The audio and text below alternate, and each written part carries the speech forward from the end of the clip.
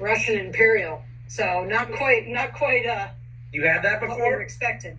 No, I've never had That's a either of them fantastic. before. You're in for a treat. Yeah, the Russian Imperial. Yeah, Old Rasputin. Old I think Rasputin's that's a a good goddamn delicious beer. It's good. Might knock my socks off 9%. Woo! Used to have that beer on tap at the first brewery I worked at as our nitro beer and just unlimited pours. Yeah, that's good. Very good. That's dangerous in the best way possible. Yeah. What are we trying first? It's up to y'all. I don't have one, so I'm drinking lager. I'm drinking Sam Smith's Oatmeal Stout to start. It's the lowest ABV. Perfect. Yep. Now, Bender, before you got on, I was telling him it's 84 degrees here right now. It was 93 today, so I can't bring myself to drink a stout, even if I really wanted to, which I do. They're in my fridge and ready to go, but it's too hot. I just can't. It was in the 80s earlier, I think, and then it cooled down a lot Yeah, here. it hasn't cooled down here yet. It's 82 here in Arizona. Well, I'm in northern Arizona, so it's it won't be long before we're hitting 120s. Yeah, this is our first real heat wave of the year, so Yeah. it hits differently, as they say. Well, we just don't have humidity here. No, So I'd rather take 120 than 95 with 95% humidity. yeah, I'm completely with you. Yeah, we're in the 90 in the summer. We're in the 90s to low hundreds, but we're also in the like 75% humidity and above. I just can't do it. Yeah. Yeah, it's Hey, like all we got to do is wait a couple of days. It's going to be 60, like high 60s in the Yeah, I know. It's So, flipping it's back. a couple of days. Yeah, they'll flip back. Yeah. Yeah. You get early spring.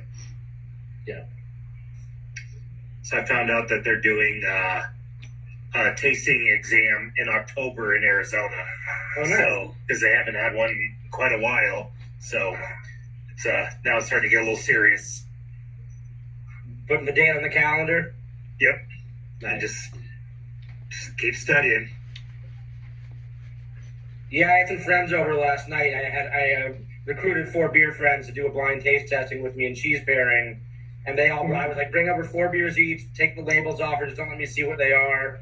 The funniest part of it was all their stories on how they try to get the labels off. Like everybody had different techniques and struggles with it. I'm like, because on craft cans you can just peel them off, but I guess in some of those import bottles and some people brought growlers or crowlers or things like that, they are harder to get off. So that was the funniest part for me, was hearing people's stories about like how they struggled to get the labels off. But it was good. We did 15 beers, and some of them, like, some of my friends are in the industry, some aren't. So some of them, like, one of them was like, is this a Czech amber or a Czech dark? I'm like, based on the color, some of their this or that wasn't as educational or informative as it could have been.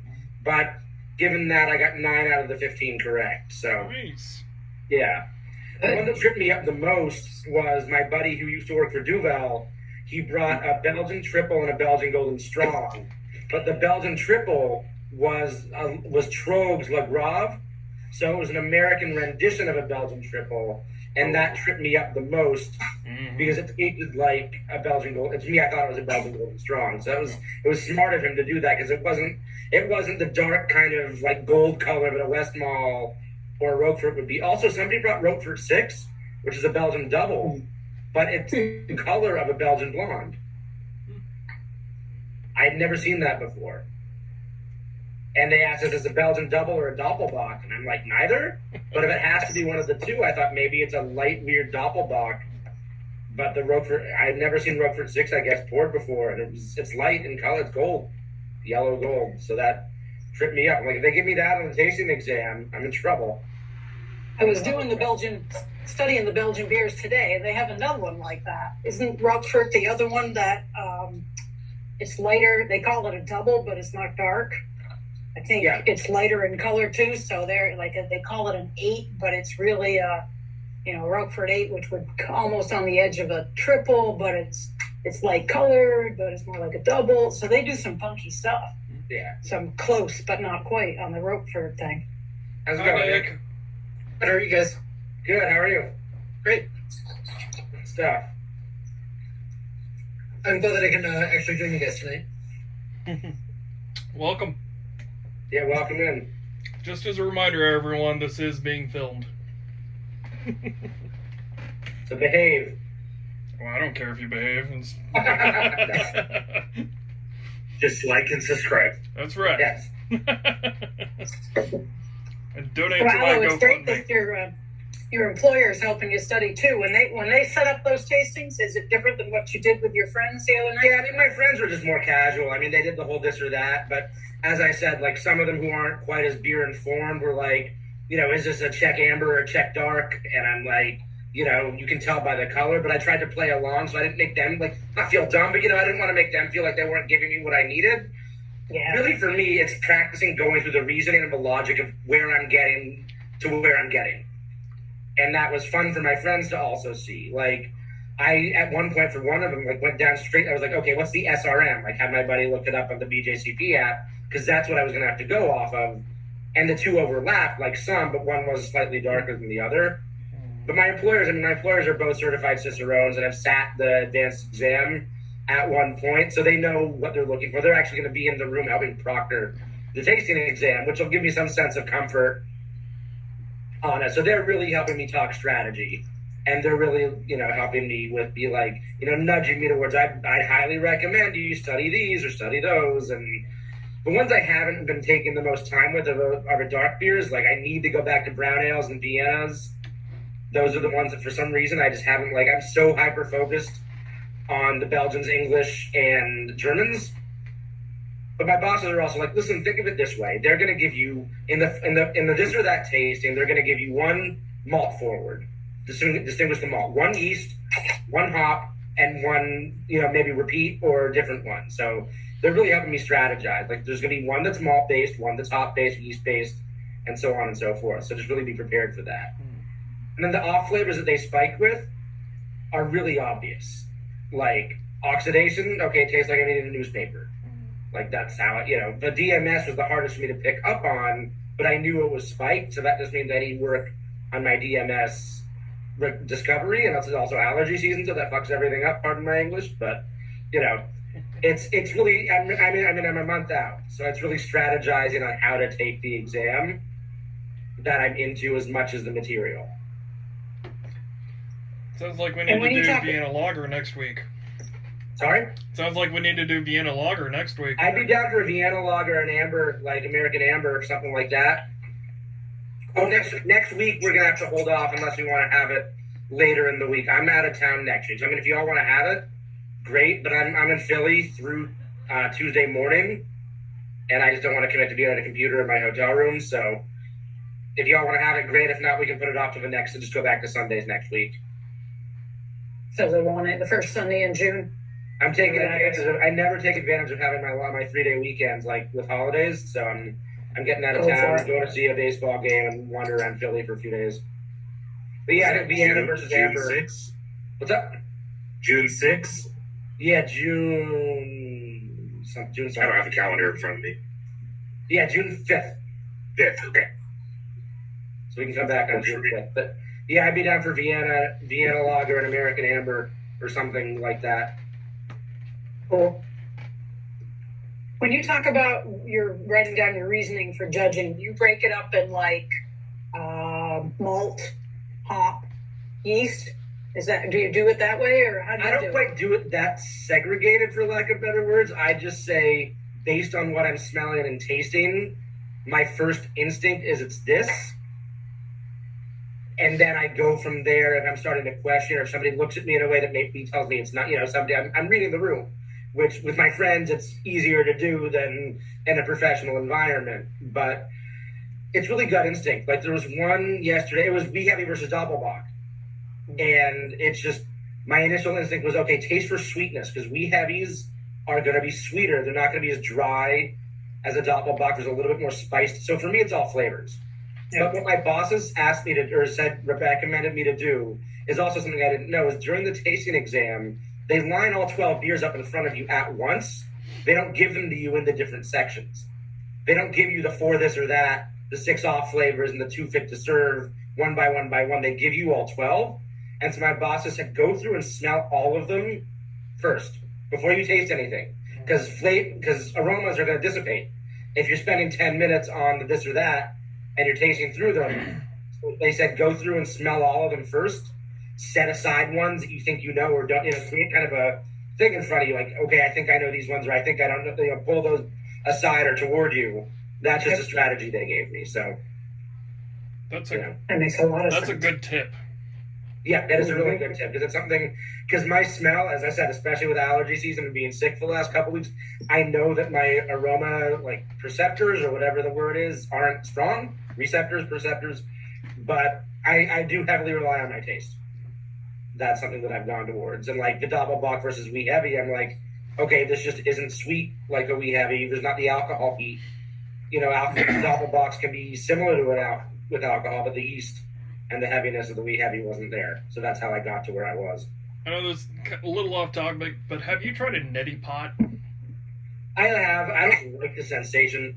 It's just one of those things that The only reason I'm asking is it could help you with the smell, but no, it could. It might. If the allergy season leaves a couple more weeks, I may look into things. I use nasal sprays and all that stuff, but yeah, neti pots. I've just never liked the sensation. I used them for years in like teenagehood and college, but yeah, it could. You're right. It's anything I can do to step up my game or prepare myself the best. But yeah. What are we thinking of these stouts? Do you want to talk through them? I know I'm not drinking one, but I'm a happy listener. We're just with the Samuel Smith's, the oatmeal stout. Just for me, it didn't feel or taste very. I didn't get much oatmeal off of it. It was almost like kind of that stouty sour for me, and I just don't know. It's a bottle shop or a liquor store that I don't normally go to because they sell a lot of Coors and Budweiser. So I don't know how old this bottle is either. I don't see a date on it, but it just not a lot of mouthfeel, very thin body to me, and it was a little tart to me. I'm not getting the tart off mine, but it's very thin. Yeah. There's not a whole lot, and really, the only oatmeal that I really get is the slickness, the slick mouthfeel. That's what I get from it. Yeah, it definitely does not enhance body on their beer. Yeah. Like I think like an American oatmeal stout probably would have a lot more body than this beer. Well, now that every brewer and their mother has oats for New England IPAs, they're just going to throw them into the oatmeal stout. Yep. It's very roasty. There's I mean that's pretty much what I get from this is mostly just roast. Sarnies and diacetyl too.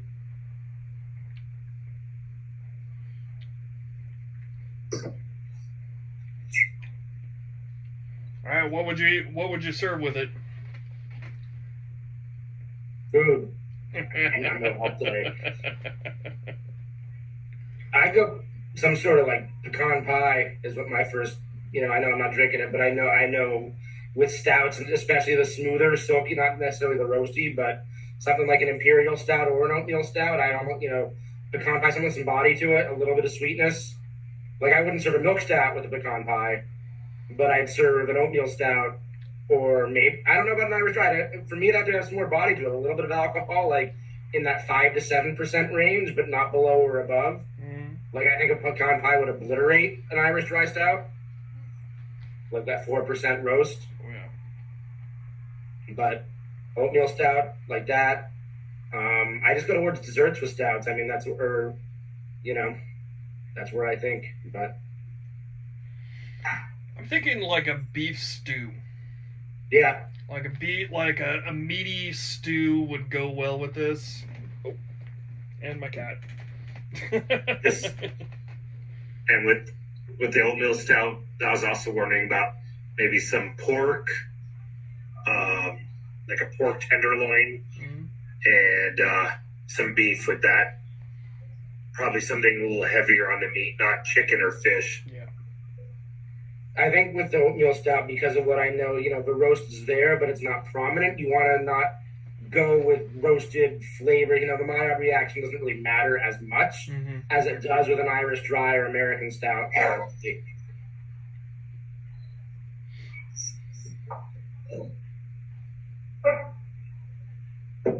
Opinions? Is this a beer that you would drink?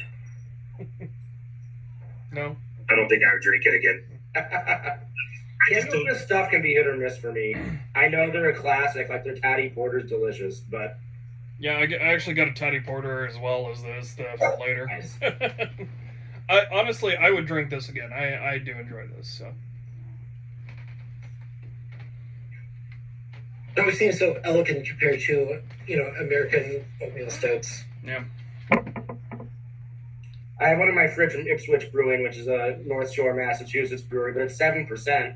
So when I was getting it from work, my boss was like, it is a little higher on the alcohol spectrum, but that's actually the only one. They didn't have any of the Sam Smith. They had a couple Sam Smith, but no oatmeal stout there. But I'm curious to try it in the next day or two when it cools down and see what it does. Someone's saying Victory Art Brew. They're saying that oatmeal stouts are extremely nice with beef, veal, and lamb, especially if they are cooked with spicy sauce, usually containing some sweetness. Also good with chocolate pudding and desserts. Yeah. Sounds about right. Oh, a chocolate pie. Chocolate pie with this? That would be freaking... Yeah. Oh, yeah. I was thinking creme brulee. Yeah, creme brulee could go well. I think anything that's sweet and fatty would go really well. Yeah, or creamy. Yeah. Yeah. Because I don't think oatmeal stout is one that you want to cut or contrast with as much as complement. I think it's one that you really want to go for what you're eating rather than having it do something to the food itself. Yeah.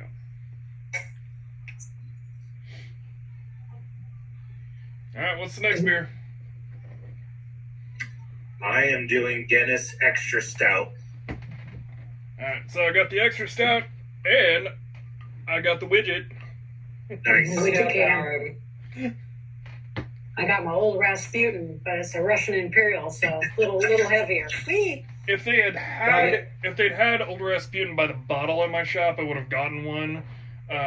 But it was by the 4-pack, and I just couldn't quite stomach the $16, $17 a 4-pack. On top of buying all the other beer. I bought a onesie. Good stuff. Yeah, Guinness Draft, I would have to buy it in a 6-pack. On the extra stout, I was able to get a bomber. Yeah. So I didn't know if I wanted a 6-pack laying around. Dangerous. No, and I got my Duvel for last week, whichever week it was. I was like, I can only find a 4-pack. I'm like, all right, twist my arm. Yeah. Half that 4-pack is foam anyway, so it's really only 8 ounces of beer per bottle. It's It doesn't work that way. I know. It's my rationale. That's how that works in my head. Bombers are a terrible thing in my world. I dislike bombers. Oh, yeah. Like, it's great if you have a person to drink it with, but if you, like... I'm committed to drinking all of it, like... That is a lot of beer. A lot of beers are great to have. So that's why, like, when my friends came over yesterday, they brought, 16-ounce, 500 ml cans, small growlers and growlers. I'm like, it's great to be able to split these up. Like, sometimes I just want to taste. If I even, sometimes I'll dump out a half or a quarter of a 16-ounce can if I don't want to finish it. It's nice to have people to share beer with. I have no problem dumping beer, except for... I spent a lot of money on this shit. Yeah. I think there's only really one brewery left in Arizona that still does glass. Everybody else is pretty much 16-ounce cans. Yeah. Because it's all about taking a can out on a hike, crush it, and throwing it back in your backpack. Yeah. I have opinions, and they probably shouldn't be spoken at the moment. You're at the video. But bottles are the proper to be honest here, the proper way to drink beer is through a properly maintained draft system with a beer clean glass, and everything can be reused and come over and over and over and over again. So yeah. Hard to take it hiking. Yeah. I got a jockey box in a backpack. It won't be a problem. You'd be very popular. I like The next that great invention is out there waiting to be made. Mm-hmm. Portable What'd you say, draft Nick? systems. Like camelbacks for beer. Yeah, I can make that. I was thinking I pretty much like cans for everything except if you have like a special beer, like you have like a 10-year-old bottle of like Bigfoot or something like that. I can't imagine like cracking open a can of that. I mean, it just ruins the effect for me. But No, I agree with you. Cans have a lot of issues. I mean, when it comes down to it, bottles, cans, it kind of washes out in the end. Some of my big issues with cans is the plastic lining, that most of which has BPA in it, is an issue. Your beer is sitting on plastic. If it's acidic, it will eat that plastic, and you'll... one of the main issues, and this is one of the biggest issues when it comes cans to bottles, is actually not for the beer, but what happens to the package afterwards. No one has recycled every can, and no one has recycled every bottle that they've ever used. Bottles break down into a more crystalline sand. Cans, especially that plastic lining in there, will contaminate the ground soil around as it breaks down and other stuff like that. So, And total dissolved oxygen. Just finding a canning line that can produce less oxygen than a bottle, it just doesn't really happen. So they got to be drank fresher. And yeah. I mean, you've got... These cans are called 202s because it's 202 millimeters across right here. And that is entirely open to Atmo as it goes from the filler into the seamer. The exterior of the cap itself when it's crimped is 28.8 millimeter. So it's a significantly smaller section. And of course, you've got foam coming up over the top, which you don't necessarily on a can. Because you don't always get that perfect dome of foam across a can. So you actually... then the bottle caps also have oxygen dissolving caps too. Oxygen scavenging membrane is Yes. yes. Now that is only good for about a year, so if you do want to cellar a bottle, it's best to wax dip it, just because that will help keep it from getting any more oxygen underneath the cap. And so, in other words, you would never age a beer in a can for a year. I would not, no. I can never let them sit around that long. They're always gone quickly. Now, I will tell you, No problem. this ring across the top here is 5 layers of aluminum that creates a hermetic seal. So you're not going to get any oxygen through there. Also, you're not going to get any sunlight through there. It is better container for those purposes. But it really, they both have their pluses and minuses, and really it kind of just, it's 6 one, half a dozen the other when it comes to it. They're good for some things and not for others. Yeah, cans you can take hiking and camping, and they're great for that. Where bottles aren't so great, but bottles you can cellar in much longer, and like, honestly, I would rather drink out of a bottle than a can any day. Even though you're supposed to pour it into a glass, but... All right, so what are those Guinness? What are they tasting like?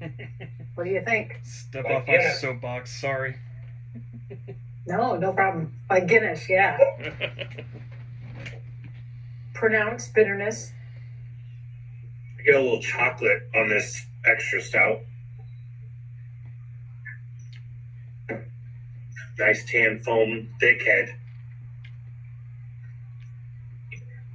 It's not... Here's a question for all of you. Why is the Irish Dry Stout or Guinness give that bitter, acrid taste more so than other stouts?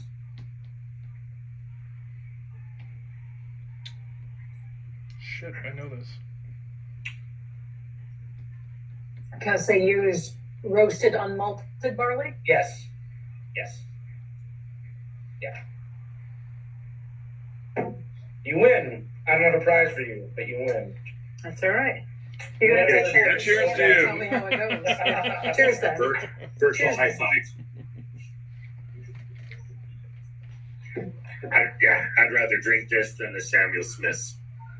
Yeah. Mhm. I'll see if I can find a fresher bottle of Samuel Smith and try that, because this little liquor store, it could have been on the shelf for a couple years. Who knows? It could have been, but some of those English styles do have a little bit of those off flavors that live in them that are deemed okay. So it could be that little lactic sourness that you're tasting could be, appropriate for Samuel Smith's style of oatmeal stout. And I feel like it's the lactic sourness is heavier on that than the Guinness, which it's known to have some. I'm gonna do the draft stout next to the extra stout. Oh, come on.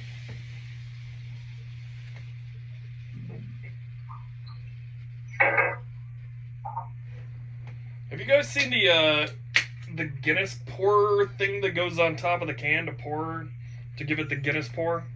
Mm-hmm.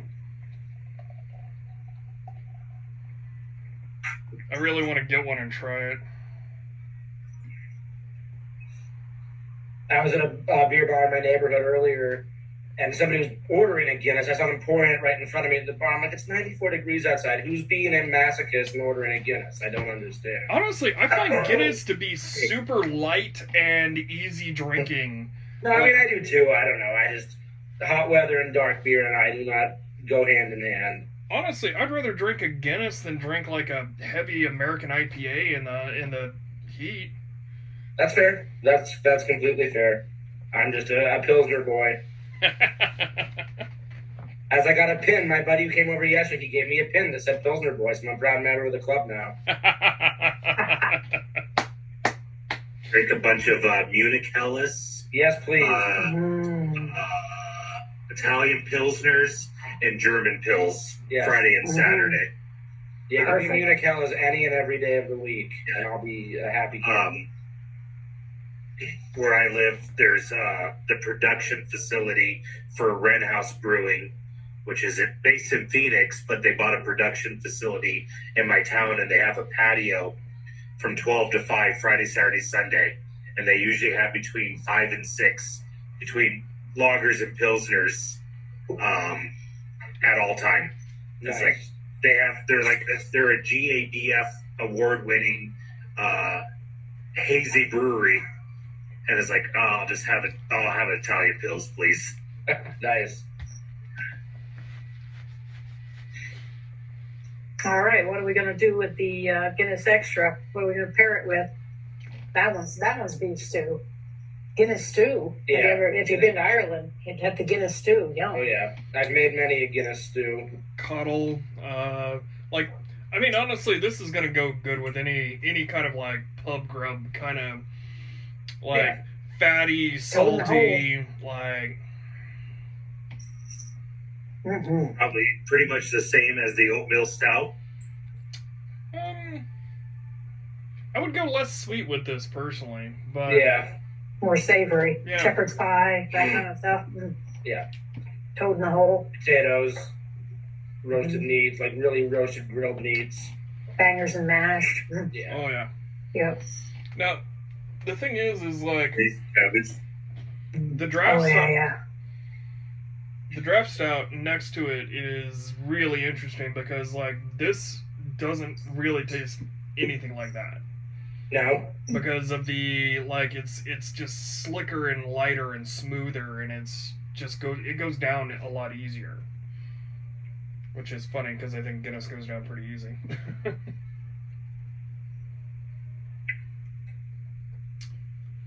And that nitrogenation right there, that just like it's so the micro bubbles hit your palate and yeah.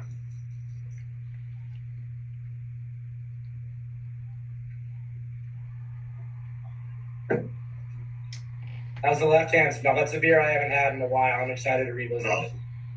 it smells lovely. Milk stout? Left-hand No. milk stouts nitro from Colorado. Actually, my buddy used to be their bottling line operator, and he was the one that bottled a lot of this stuff. So Nice. it's interesting because they're about the only place that I know of that can do like bottled nitro without a widget. Yeah, and it's just got a nice one finger creamy head and dark. I actually need to get another glass for that one. I'll be right back, guys. How do they do the nitro pressure in a glass bottle? I thought it was way too tough, way too high. Oh no, no, bottles actually have a high rupture pressure, like 90 plus psi is your rupture pressure on bottles. Oh. So like you can easily do that in like the what is it, standard nitrogenation pressure for like Guinness or left hand stout, I think is 35 psi at 38 degrees. Okay. So like at most you're looking, if this set out in the heat and all of that, like you're looking at like 60-70 psi tops worth of pressure that could be in this bottle. So Okay. yeah, actually bottles have a higher rupture pressure than cans. So that's why they use the widgets in the cans. Right. All right, I'll be back. Bender's got dead soldiers. I take them to my wife so she can drink them.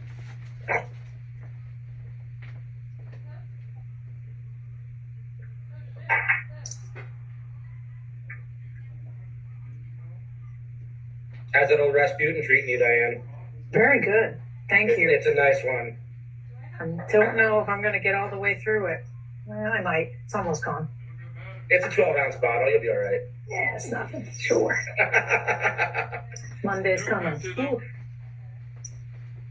Who are the Phillies playing when you go to Philly? Giants.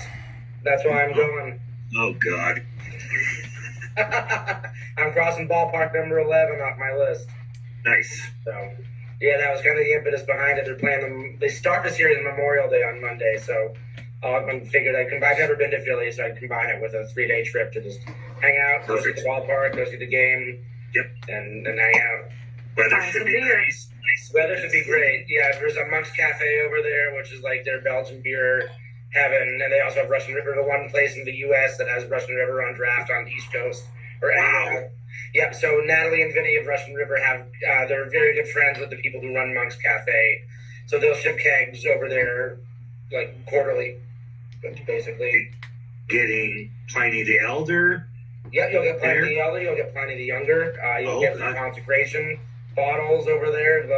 Yeah, so that's the one place in the East Coast they have a license to ship to, or to distribute to, I should say. Any STS pills? I don't know. Yeah, it's whatever they get over there. They usually have 2 or 3 taps for Russian River reserved over there. So that'll be nice to go check out and get myself a cheesesteak or 3. And I have to go to the Liberty Bell only to make the joke that it's not all it's cracked up to be. And, go from there. And please, at least pull the Barney and try to lick it. I mean, then you would at least have a story. I don't want to ruin my palate. I don't want anything I went to the Philly, licked the Liberty Bell, and now I can't sit my Cicerone exam. But that would be a great story. It would be a great story, but considering the amount of time and money I put into this exam, it's not what I'm willing to risk 3 weeks beforehand. But yeah, no, there's gonna be some good beer over there. I'm not super concerned with getting to breweries. Like if I get to them, I'm gonna get to them. If there's nothing in Philly, but like I've heard I need to get to. It'd be nice to drink some Trogs and some, Pennsylvania breweries there, but I'm not super concerned about hitting breweries, but I'm sure I'll go to some beer bars and whatnot. It'll be good.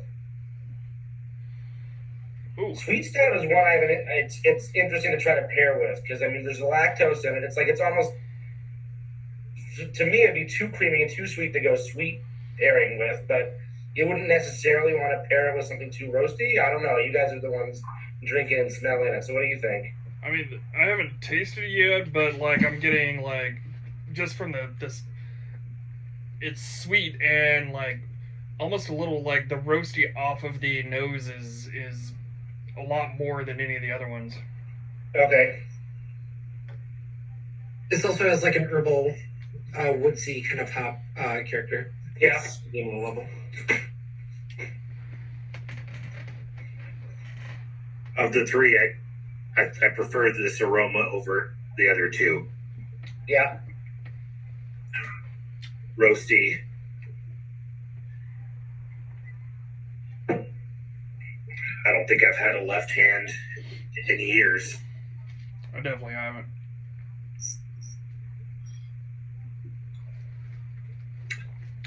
Way creamier, smoother mouthfeel, more full-bodied. Yeah, but I'm getting a little bit of like a soury note across the back end of mine. Did any of you guys get that? So it might be my bottle. Sour in what way? Like off-putting, like vomit sour, or like lactic sour? It might be more like I don't like sour anyway, so it's off-putting to me personally. But it's not like vomit sour. It's more like trying to think of the like sour of like a Arnold Palmer sour. Okay. Yeah, that kind of like, you know what I mean? Yeah, I can get that. I think it's the most acidic of the three. I'd say that's probably true. And my Best Buy date is August 7th of this year.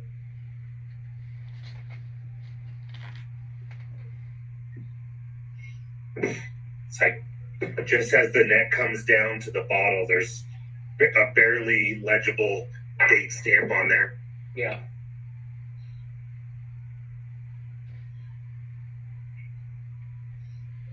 Yeah, mine's So what do you do with sweet? October 8th. Best Buy of October. 2022? Yeah. Wow. So this must be a real fresh bottle. But Yeah. I don't know, it might just be my palate. I'm sensitive to sour, so What do you pair it with, Aloe? I don't know. I mean, this is one that I think it could go with sweet, but maybe not rich sweet, like maybe pound cake or cookies or something that just aren't as dense and rich as chocolate. Like I wouldn't want to pair it with something chocolatey. I think it'd be too heavy. But it also, I mean, milk stouts and sweet stouts, the classic styles can be so variably different than the newer styles that are coming out. And like, so I think if you're thinking classic sweet stout style, you'd want to go with something grainy and something a little sweet, but not like cloyingly sweet. I think this would be awesome for like a brunch beer with like French toast? French toast and like yeah. That's fair. Some with a little bit of spice, like cinnamon, some egginess, breading. Yeah, like French toast, pancakes. Yeah. Yeah. With real maple syrup, I think all of that would it would pair incredibly well together. So Churros. oh, that'd be good. That would be good, yeah. With vanilla ice cream? Different direction. What was that, Nick? I feel like I'm going a completely different direction on this. Like, my initial instinct was like bulgogi. Like the spiciness and I think the sweetness would form a really interesting combination. The volume of both dishes is very similar, and I think it would have a the richness of the meat. I think would pair nicely with the beer. Okay.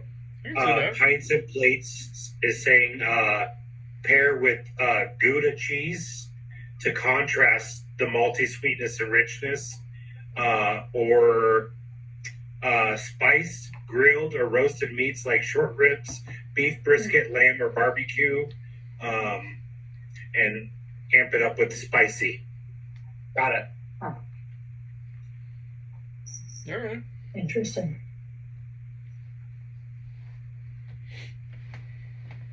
I'll be honest. Out of the ones that we've had tonight, this is my least favorite. Yeah, even more so than Samuel Smith. Yep. I'd rather drink the Sammy than this. Cool.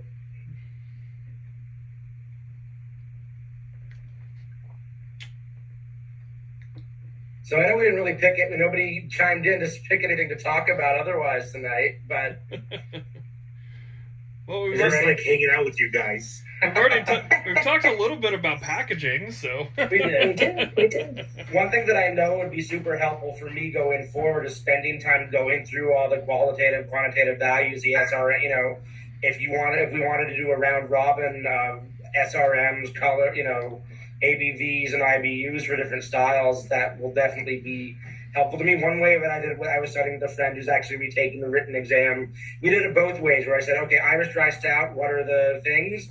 And then we did it another way, where I said, okay, I am a beer that's 25 to 40 SRM, 4 to 4.5 ABV, with bitterness of 25 to 45 IBUs. What am I? So we did it in kind of both those ways, where we either we are the beer, or we gave the stats and said, what beer is this? Or gave the beer and said, what are the stats, I should say.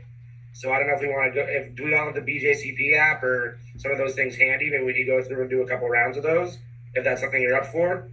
I am not ready to do that, but I Okay. have my flashcards right here, so I could possibly quiz you guys.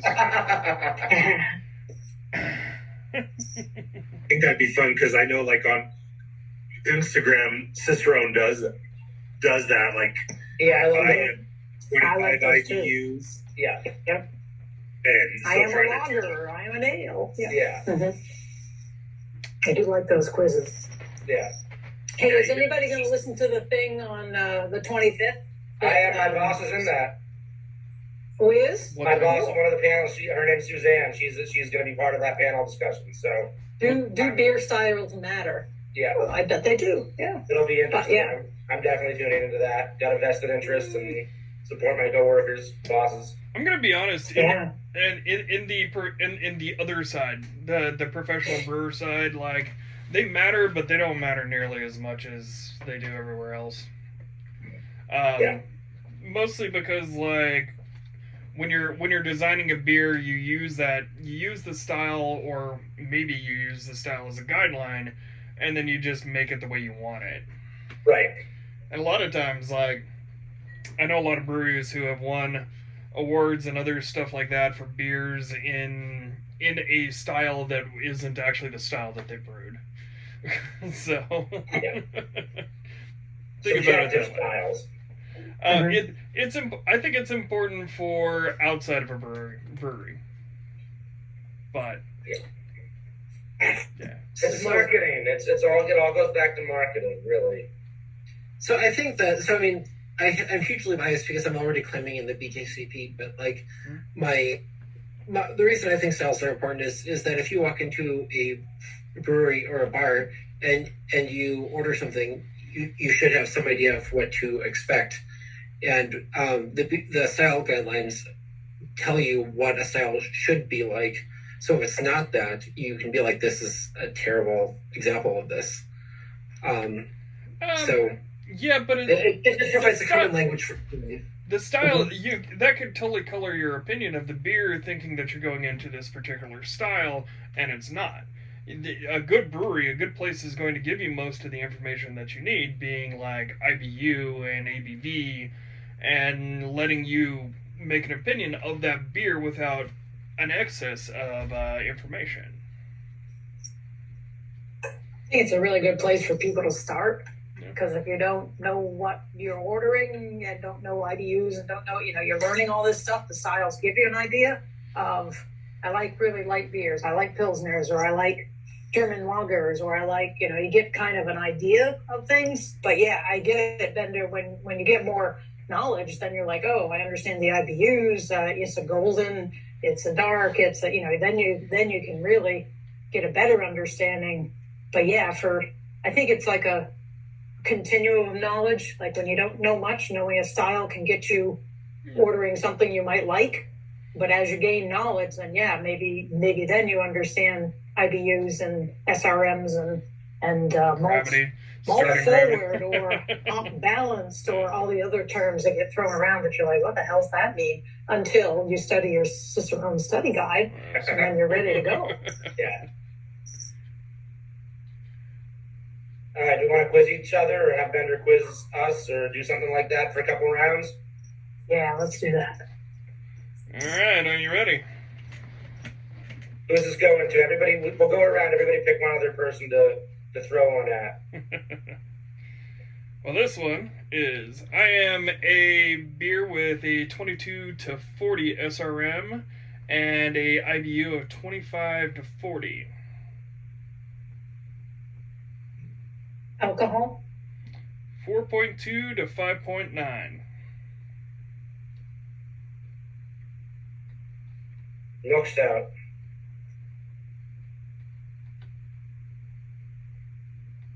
I think it's in the stout family. Oatmeal stout. Ah. The other one. All right. By the way, all of these are actually stouts, just so you know. I am a stout with a 25 to 40 SRM, a IBU of 25 to 45, and a alcohol, an ABV of 4 to 4.5. An Irish stout. Mm-hmm. Correct. I had that flashcard next to me, so I couldn't answer it. I was like, I had that. Cheating. Not allowed on the exam. All right. I am a beer of 30 to 40 SRM, a IBU of 35 to 75, and an alcohol of 5 to 7%. American stout. Yeah, American stout. Correct. Of course, the Americans have to have more alcohol. Yeah, everything's more extreme. That's how I think of the styles. The Americans want more. Of everything. Supersize. Well, think Everything's of Higher supersized. elevated levels of everything. Think of America as Texas to the world, okay? Like, everything is bigger in America. Like, Yes. as a Texan, I can say that. All right, I am a stout with a 30 to 40 SRM, a 50 to 90 IBU, and a 8 to 12% ABV. Imperial. Russian Imperial. Just Imperial. Just Imperial. Good job. All right. I have a 30 to 40 SRM, a 50 to 70 IBUs, and a 6.3 to 8% ABV. Russian export stout. Tropical. Foreign extra. Foreign extract. Yeah. Okay. Export. Yep. Yeah. What would be, hold on, go back to that real quick. What are commercial examples other than the Guinness? Hold on. Give it to me. Irish stout, or with, hold on. Foreign export. Yeah. Because Guinness did foreign extracts to Jamaica, which I think is the tropical stout. Gotcha. Uh-huh. I Okay. think that's that one. So the Cicerones actually don't have the commercial examples on Oh, it. really? Yeah, but like it's also known as a double stout, export stout, or simply foreign stout. Okay. Yeah. I have the BGZP up. Just Yeah. For an extra stout we're running for Yeah. now. Cooper's Best Extra Stout, Guinness Foreign Extra Stout, the Colonel Export Stout, Ridgeway Foreign Extra Stout, and Southwark Old Stout. Never heard of any of those except for one. Yep. The Guinness is the only one I know. Because Cooper's is Australian, right? Yeah. Yeah, that's the only other one of those I knew. Yeah. All right, one last one. Ready? I have a 30 to 40 SRM, a 20 to 40 IBU, and a 4 to 6% ABV.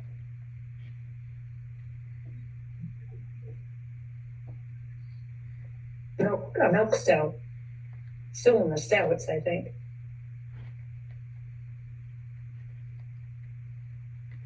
Sweet stout. Yep. So I think milk stout is part of the sweet stout. Is that correct, Nick? Yes, that's correct. Yeah. I'm also reading the stout book right now, so. How fitting. All right, want me to throw a couple out there for people, or does anybody else want to go? Sure. All right, we're moving out of stouts.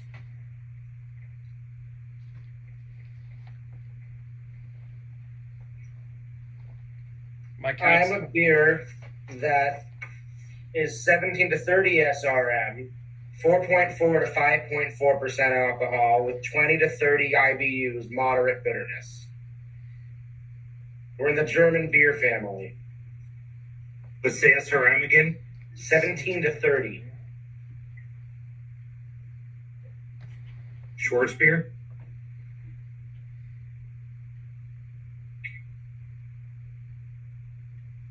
Anybody else got a guess?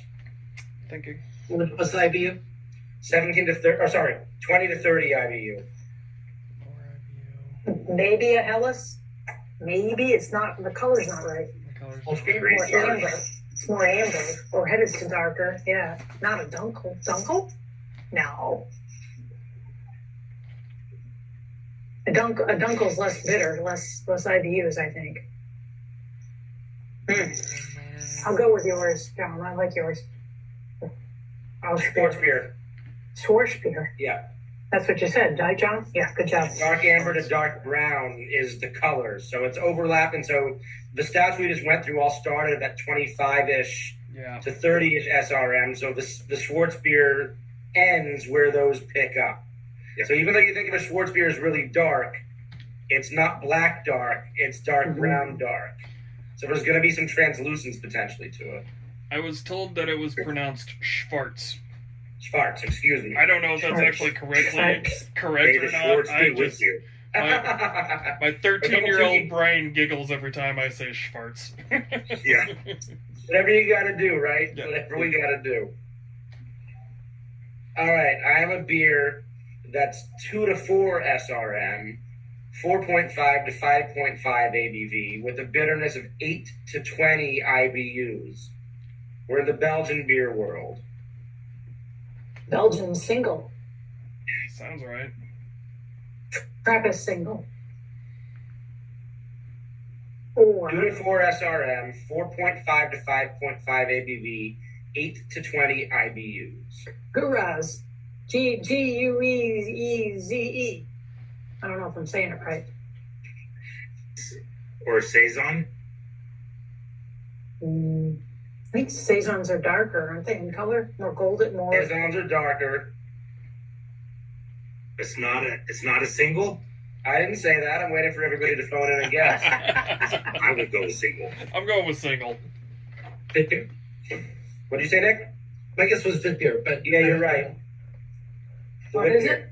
Wit beer? Wit beer. Belgian single would skew darker. A Belgian single, Yeah. think of more towards that Belgian blonde color. It's going to be a little bit more of that gold. But the alcohol, you're probably right on, along with the bitterness. But this is 2 to 4 SRM. 2 to 4. This is, Got it. I mean, it can't get much lower than 2. So this is as light can be. And saisons, the one trick with saisons that I've learned, because saison is such a subjective style, you can have grisette saisons, you can have super saisons like Tank 7. The ABV range on a saison can go from 4.5 to like 8%. So if you're ever looking for that on a test, that wide of a range, it's good. In general, I think those wide ranges are going to be more subjective styles, like a saison, an imperial stout, things like that start and end in kind of different places based on how they're made and what ingredients they're made with. All right, time out. I have to reset our. All right, you're good to go. All right.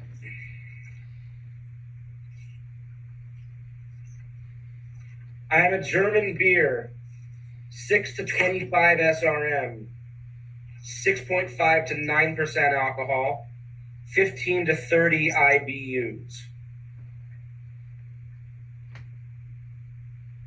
Then got to be in the Bach category. What was SRM? 6 to 25. It's a wide range. Applebuck. Maybach.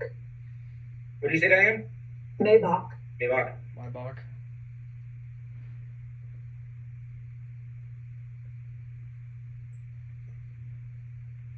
I'm agreeing with her on my Bach. Yeah, definitely. It's got to be in the Bach category. It's in the Bach category, and it's a Weizenbach. A Weizenbach. Yeah. With a W? W-E-I? WEI. Okay. Yeah. Precise. All right. Anybody else want to throw some out there? You got the app open, Nick. Why don't you throw some?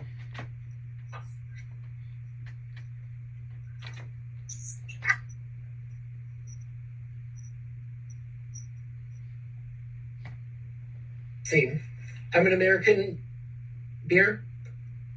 Original gravity 1.045 to 1.060, 20 to 30 IBUs, 18 to 35 SRM, ABV 4.3 to 6.2.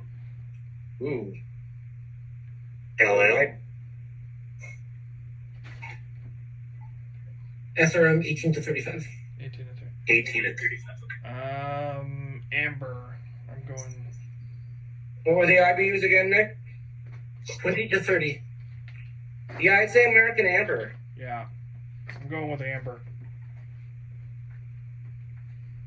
American Brown Ale. Brown Ale. Ooh. Browns and Ambers tend to be real close. Yeah, it's a hard one. Yeah. SRM's got it. The I should have guessed that because 35 IB or 35 SRM is pretty dark. So the SRM for Amber is 10 to 17 for Ambers. Okay. Okay, that makes more sense. I always get SRM always confuses me. And there's so many that overlap too. Yeah. I am a German beer. Original gravity 1.054 to 1.057. IBU 18 to 25. SRM 4 to 7. ABV 5.8 to 6.3. Say the SRM one more time. 4 to 7. I'm going to say fest beer. What was the ABV again? 5.8 to 6.3. I think you might be right on the Feist beer. Or Kolsch.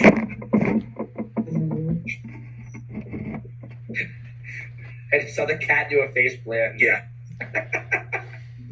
Welcome to my world. Hey, you too. It is the fest beer. Yes. That's Okay. fair. Good one. Should I keep going? Yeah. Yeah, one more. Or two. How many of them more?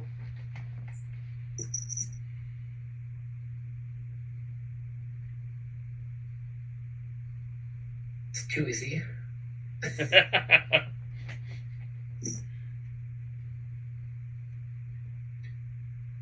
Original gravity 1.055 to 1.080. IBU 30 to 60. SRM 8 to 22. ABV 5.5 to 8. What world are we in? Oh, British beer. British beer. British beer. What was the alcohol again? 5.5 to 8. I put him to 8 for. Oh. British strong. British strong ale. What's the SRM? 8 to 22.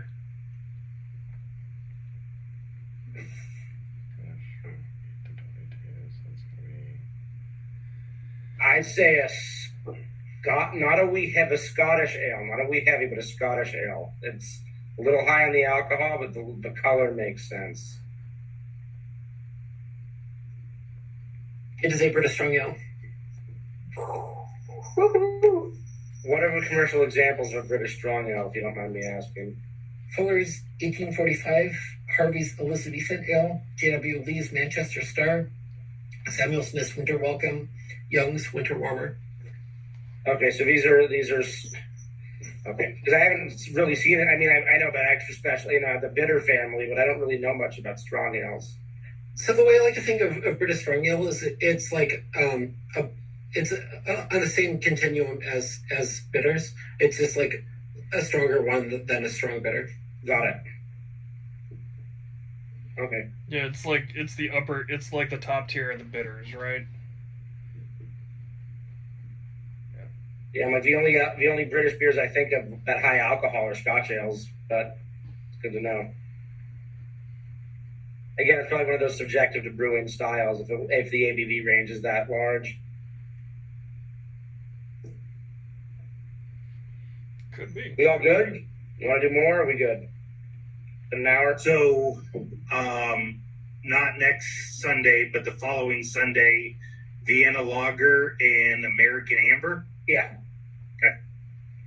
And then in terms of That'll be topics, fun. we can weigh in. I mean, we can do more of these. I think, I don't want to take away from what you all want to learn and know, but this is the helpful stuff for me. I like this forward. Yeah. Yeah. quiz. And even if we wanted to come with just a couple questions for each other, kind of, I thought it'd be fun to set some sort of beer Jeopardy type thing, maybe not this format, but just come with questions for each other, even things that we want to reinforce to ask people. I love that Kind idea. of a sort of quiz format like that, so it gets a little bit more interactive and not just going through notes and stuff. If that's good with y'all. Sounds good. Cool. Good with me. Cool. Right on. You should definitely come back, Nick. Yeah. Yeah, Nick. We seem to lose a contingent over the last couple of weeks. I think the weather got nicer and people aren't kicking it. But that's why I still put the reminders out there. I'm like, we're Yes, still. thank you. Yeah. That's good. Yeah. Yeah, weather can't get in the way of beer. No, it certainly can't. Not studying. For all No. seasons. So if you're watching this, like and subscribe Yes, and please. come on back. Yeah. We don't bite much. Sounds good. All right, y'all. Till next time. All right, gentlemen. Have a Thank great you. week. Have a good night. Cheers. Cheers. Good night.